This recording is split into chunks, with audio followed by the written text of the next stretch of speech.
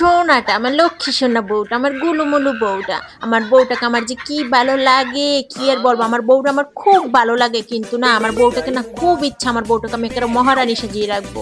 সোনা বউ আমার, জানো এখন কিছু টাকা ঋণ আছে, ঋণটা দেওয়া শেষ হোক, তোমাকে আমি আমার রানী করে রাখবো, আমার মহারানী করে রাখবো। আমার এখন টাকা পয়সা নাই, যখন টাকা পয়সা হবে তোমাকে আমি রাজরানী করে রাখবো, একদম সাজিয়ে গুছিয়ে রাখবো সোনারা। বলেন কি?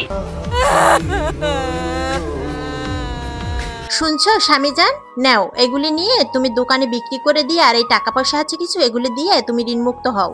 তোমার ঋণ দেওয়া হয়ে গেলে তোমার যা টাকা পয়সা ইনকাম করবা সব তো আমার। তুমি টাকা পয়সা ইনকাম করলে আমাকে তুমি মহারানী করে রাখবে। থাক, আমার স্বামীর ঋণ দেন আছে, এগুলো সব আমি এখন দিয়ে দেই।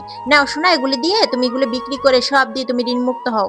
এরপর আমার স্বামী ইনকাম করবে, তারপর আমার স্বামীর অনেক টাকা পয়সা হবে, আমাকে মহারানী করে রাখবে। ফকিন্নির বাচ্চা, তোকে কেন আমি অর্থ সম্পদ দেব? তুই কে? তোকে কেন দিতে হবে? তুই তো আমারটাই আমাকে দিয়েছিলি। আর আমার মাকে দেখছিস যে আমাকে মাটি কেটে খাওয়াইছে, আমার বাবাকে দেখছিস যে আমাকে হাল চাষ করে খাওয়াইছে, আমার বোনটা না খেয়ে আমাকে খাওয়াইছে, আমার বোনটা কাপড় চোপড় পরেনি আমাকে পরাইছে। ফকিন্নির বাচ্চা, তুই আমাদের সংসারে ভালো চাস না, তুই বের হয়ে যা, এই মুহূর্তে বের হয়ে যা। আমি আমার টাকা পয়সা অর্থ সম্পদ সব আমার বোনদের দেব। তুই বলতে কে?